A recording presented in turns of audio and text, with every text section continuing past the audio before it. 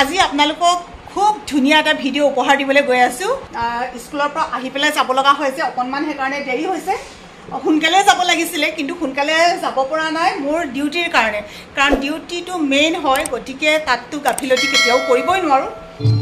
ৰঙীন পৃথিৱীখন দেখাৰ পৰা বঞ্চিত কেইজনমান ব্যক্তি, তেওঁলোকৰ উদ্দেশ্য পদপথত থকা দৃষ্টিহীন তেনে ব্যক্তিসকলৰ স্থায়ী এটা ঠিকনা দিয়াৰ।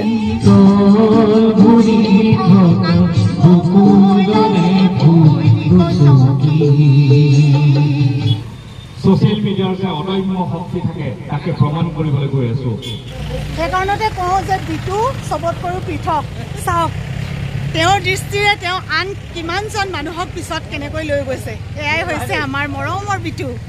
আৰু সেই ব্যক্তিজনকে অকণমান শ্ৰদ্ধা জনাবৰ কাৰণে লৈ লৈছোঁ এখন গামোচা।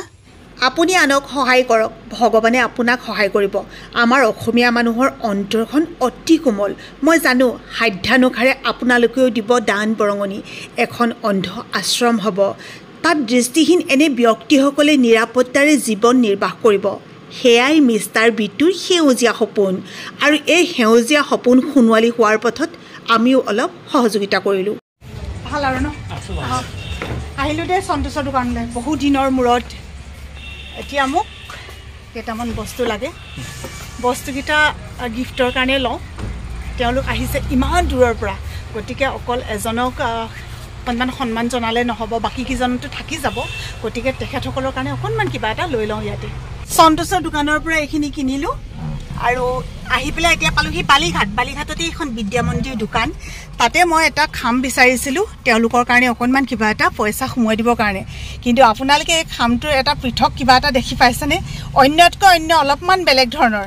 ইয়াতে দিছে এটা এটকা, আৰু এই এটকাটো মূল্যবিহীন নহয়, মূল্য থকা একেবাৰে আচল পইচা। আৰু তেওঁ কৈছে যে আমি মানুহবিলাকে সাধাৰণতে কি হয়, গোটা পইচা কেতিয়াবা দি দিওঁ নাই, এই এটকাটো বোলে ইয়াৰ লগত যাব। চাওকচোন কিমান ধুনীয়াকৈ দিছে। আমি গৈ পাওঁতে তেওঁলোকে অনুষ্ঠান পৰিৱেশন কৰিয়ে আছিল। ইমান যে সুন্দৰ কণ্ঠৰ গৰাকী, বিশেষভাৱে সক্ষম ব্যক্তিসকলে সঁচাকৈ ঈশ্বৰ প্ৰদত্ত এটা প্ৰতিভা যেন লগত লৈয়ে আহে। মই তোমাৰ লগত কথা পাতিছিলোঁ ন, নন্দিনী বহুত হেল্প কৰি আছে তাই। কালিৰ পৰা মানে কিমান কি কৰি আছে। এইখিনি চাগে চকী টেবুল চব তাই যোগাৰ কৰিছে।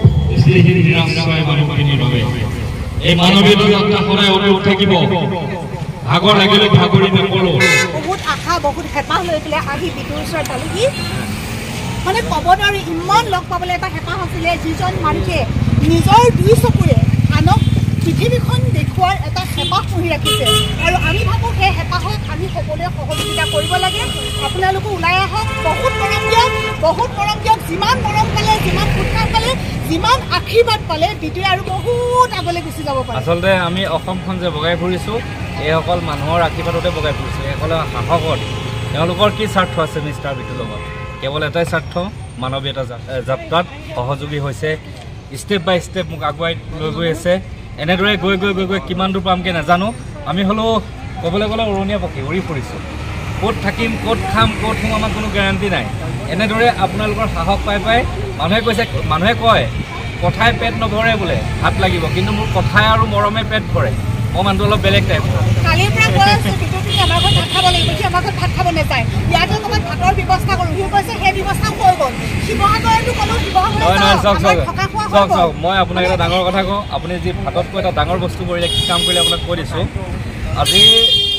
আজি বহুত ঘূৰিছোঁ, বহুত দূৰ ঘূৰিলোঁ, কিবা কৰিলোঁ, বহুতে উপহাৰ দিছে, মোক দিছে বা তেওঁলোকক দিছে। আজি এটা আপুনি ডাঙৰ কাম কৰিলে যে সেই কেমেৰা বেক চাইডে থকা মোৰ ল'ৰাটোকো আপুনি এটা উপহাৰ দিলে। এটা ডাঙৰ কথা। তই সুখী হৈছে নাই? সিও কেমেৰা ধৰি আছে, ভাল লাগিছে, ভাল লাগিছে নাই? তাৰ মনটো ভাল লাগে, তাইও নিস্বাৰ্থভাৱে ওলাই আহিছে। তাৰ মোৰ লগত সি মোৰ লগত একো নাই, পইচা পাতি ল'ব, কিবা ল'ব, মাত্ৰ মোৰ লগত ঘূৰিবলৈ ওলাই আহিছে। গতিকে সেই ল'ৰাটোকো যে আপুনি মৰম দিছে, কিমান এগৰাকী মৰমীয়াল মানুহ। আৰু বাইদেৱে বহুত ভাল ভাল প্ৰজেক্ট কৰি আছে।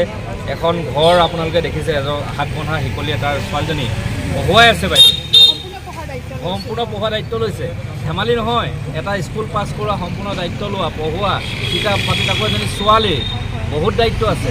গতিকে এই বাইদেউ এই মানৱীয়তা যাত্ৰাৰ আমাৰ সহযোগী বহুত মহান হয় বাইদেউ। আৰু যি প্ৰথমতে আপোনালোকে দেখিছিলে ঘৰটো বাইদেৱে সেই ল'ৰাটোক এষ্টাব্লিছ কৰিছিলে, যিটো ল'ৰা শিকলীয়া বান্ধি আছিলে। বাইদেউৰ ভিডিঅ'টোৱে আপোনালোকে দেখা পাইছিলে, বাইদেউ বিচাৰি গৈছিলে। তাৰপিছতো যি ঘৰ বনাই আছে, সেই ঘৰ বনোৱাত বাইদেউ হাজবেণ্ডে যিখিনি সহায় সহযোগিতা কৰি আছে, মই জনাতো টিংপাত দিলে হয়। টিংপাত মানে কি পইচাটো কথা নহয়, তেওঁ দোকানলৈ গৈ দোকানৰ পৰা নি তেওঁলোকৰ ঘৰ পৰ্যন্ত থৈ আহিছে। গতিকে বাইদেউৰ যি হাজবেণ্ডৰ যি মহানতা, সেইখিনিকো মই শলাগ ল'ব লাগিব। আৰু মই আপোনালোকক প্ৰতিশ্ৰুতি দিছোঁ, মই এটা প্ৰজেক্ট কৰিম, বাইদেউ আৰু মই মিলি কৰিম। এইটো আপোনাক কথা দিলোঁ। আপুনি মাত্ৰ মোৰ লগত থাকিব লাগিব, মোৰ লগত যাব লাগিব, প্ৰত্যেকটো ভিডিঅ'তে আপুনি থাকিব লাগিব। মোৰ এটা ডাঙৰ কথা, ডাঙৰ পইণ্ট, মই আপোনাৰ যিমানবোৰ ভিডিঅ' দেখাব, মোক লাগিলে সহায় ইমানকণেই কৰক বা ইমানখিনিয়ে কৰক, প্ৰত্যেকজনে মোৰ ওচৰত চিৰকৃতজ্ঞ আৰু প্ৰত্যেকজনকে মোৰ ভিডিঅ'ত উপস্থাপন কৰাটো মোৰ দায়িত্ব বুলি হ'ব। তো ধন্যবাদ জ্ঞাপন কৰিলোঁ বাইদেউলৈ। আৰু ময়ো ক'ম যে সকলোৱে চিনি পায় বুলি মই ভাবি লৈছোঁ। তথাপিও যদি চুকে কোনে ক'ৰবাত যদি মোৰ ভিডিঅ' চাই থকা কোনোবাই যদি চোৱা নাই, আজিৰ পৰা মিষ্টাৰ ভিডিঅ'খিনি চাব।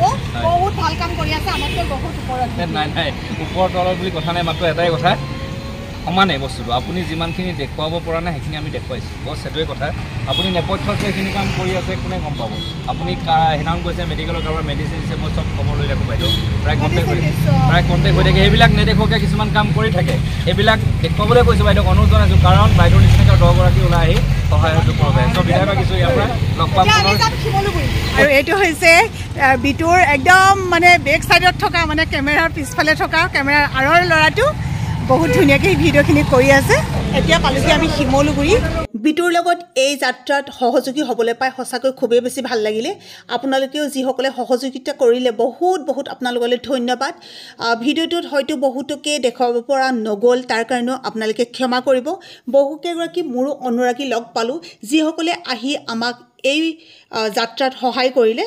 তেওঁলোক সকলোলৈকে পুনৰবাৰ বহুত ধন্যবাদ জনাইছোঁ। আশা কৰিম অসমৰ ইমূৰৰ পৰা সিমূৰলৈ এই যাত্ৰা অব্যাহত থাকক আৰু প্ৰতিখন জিলাতে প্ৰতিটুকুৰা ঠাইতে বহুত বেছি মৰম পাওক বিটু আৰু তেওঁৰ সহযোগীসকলে।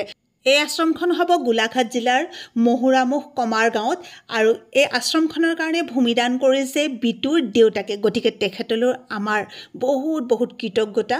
তেখেতক ভগৱানে সুস্বাস্থ্য দিয়ক, দীৰ্ঘজীৱী হওক, আৰু প্ৰতিজন মানুহে মানুহৰ বাবে ওলাই আহক, যাতে বিটুৰ এই সেউজীয়া সপোনটো এদিন সোণোৱালী হয়।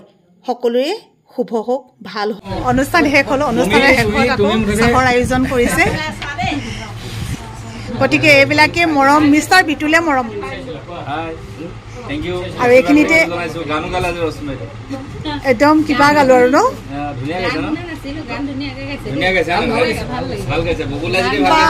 তেখেতে ভাল বুলি কৈছে। আৰু মই বহুত দিন গোৱা নাই অ', আজি লগতে গালোঁ। আগতে গাইছিলোঁ আৰু স্কুলীয়া দিনত। এতিয়া চাহ খাওঁ আৰু বিটু এইখিনিৰ পৰা আমি বিদায় ল'ম। চাহ তাহ খাই আমিও যাম, তোমালোকেও যাবাগৈ। আৰু তুমিতো কৈছা উৰণীয়া পক্ষীয়ে কিন্তু সন্ধ্যা সময়ত ঘৰলৈ ঘূৰে। গতিকে উৰি গৈ থাকা, এটা সময়ত মা দেউতাৰ ওচৰত পাবাগৈ। আমাৰ আশীৰ্বাদ আৰু মৰম আছে। তেতিয়াহ'লে বাই বাই কৈ দিয়া। সেইকাৰণে এতিয়া বাই বাই কৈ দিয়া আৰু সকলোকে। কলিজাটো ইমান ধুনীয়া লাগিছে, বৰ ধুনীয়া লাগিছে। আকৌ পৰিবা, চাবা, আকৌ পৰিবা, নুঠিবা আকৌ। অ' দুদু বুলি নকয়, অ' দুদুই বুলি কয়। আমি আহি এইমাত্ৰ পাইছোহি, তাই আকৌ চিধা আমাৰ বোলে আহিছে। কলিজা এনেকে নহয়, যাবা অ' এনেকে হাই কৈ দিয়া। ভালনে সোধাচোন। মামাম সোধা, আকৌ সোধা মামাম।